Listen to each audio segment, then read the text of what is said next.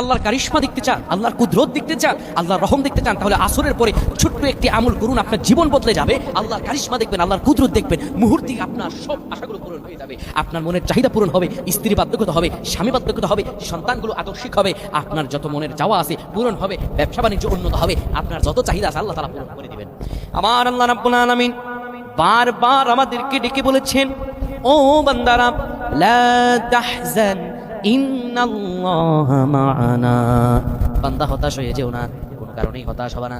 আমি রব আল্লাহ তোমাকে জানিয়ে দিলাম, আমি আল্লাহ তোমাদের সঙ্গে আছি। সুবহানাল্লাহ। আল্লাহর কারিশমা আপনি দেখতে পাবেন। আপনি আসর নামাজের পরে কারোর সঙ্গে কথা বলবেন না, প্রথমে 3 বার দুরূদ শরীফ পড়বেন, তারপরে হাসবুনাল্লাহু নি'মাল ওয়াকিল নি'মাল মাওলা ওয়া নি'মান নাসির 21 বার পড়বেন।